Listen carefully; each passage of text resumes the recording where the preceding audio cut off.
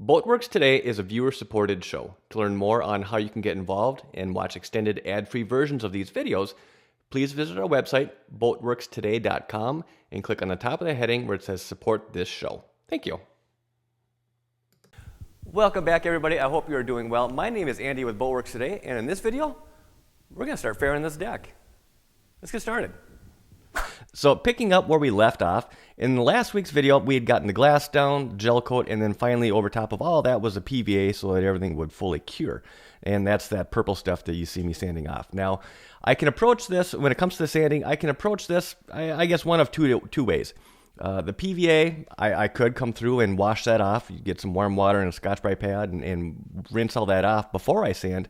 Or what I chose to do here is actually use the PVA as a little bit of a guide coat so that I can more easily see where I've already sanded.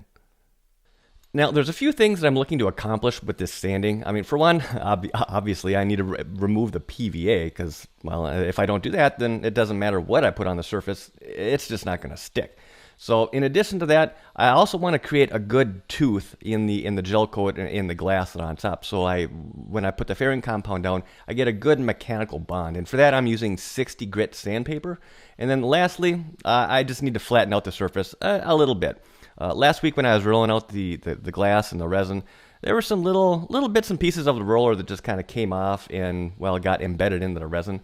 So I need to make those go bye-bye and, again, just do some general flattening so that I can kind of somewhat minimize how much fairing compound I actually have to lay down.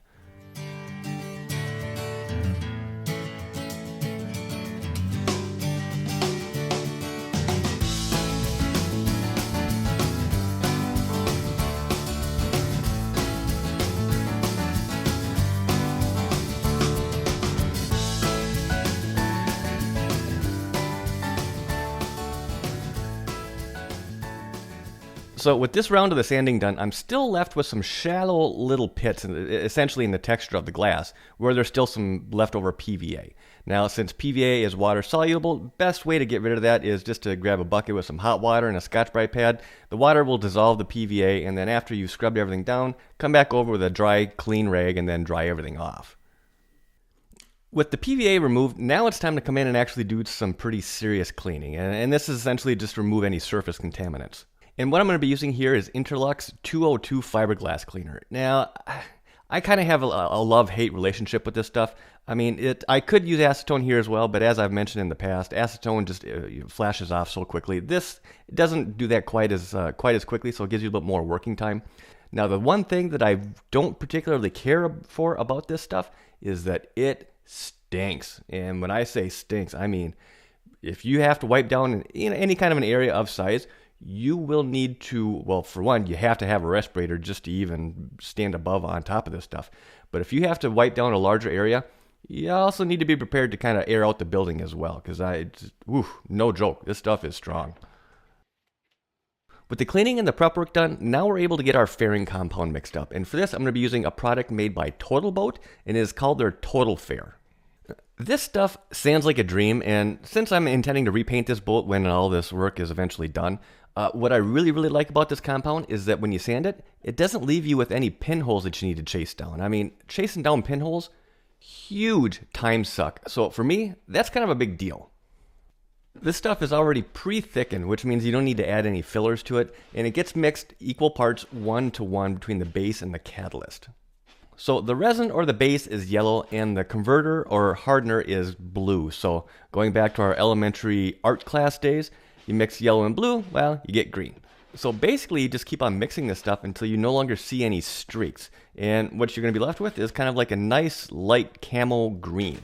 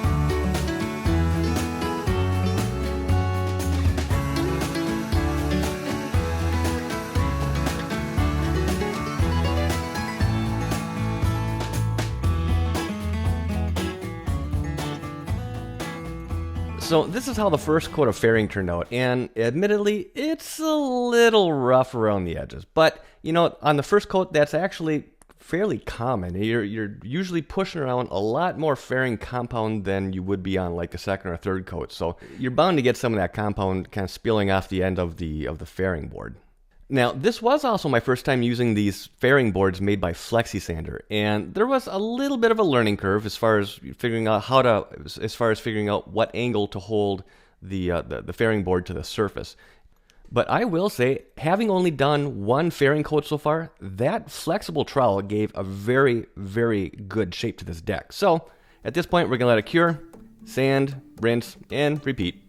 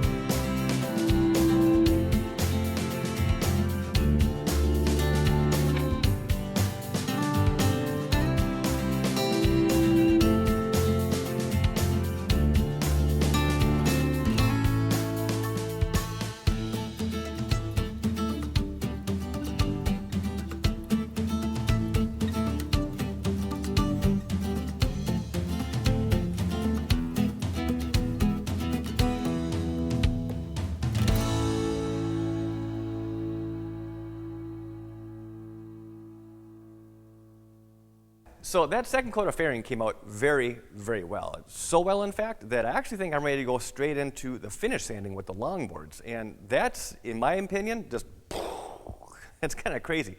I have never worked on an area of that size and through only 2 coats of fairing be able to be ready for the finish sanding. Normally, it's at least double that, 4, maybe even sometimes 5 coats or more, depending on how tricky some of the details are. So to get it done in 2, that's pretty impressive. And, you know, hats off to Flexisander. Now, full disclosure, I get nothing from them for this. They're not paying me to do anything, nothing like that. So this is the first time I was able to use their product, or at least their trowels. I haven't used their sanders yet, but the first time I was able to use the trowel, and for that to be able to shave off 2 or more fairing coats, that's just awesome. That's straight up awesome. So getting back to the finish sanding, that is going to have to be the topic for next weekend. So I hope you enjoyed the video. If you have any questions, comments, please leave those down below and I'll do my best to get back with you. If you haven't done so already, please subscribe. I'd love to have you on board. And as always, I want to thank you for your time and thanks for watching. This has been a Boatworks Today production.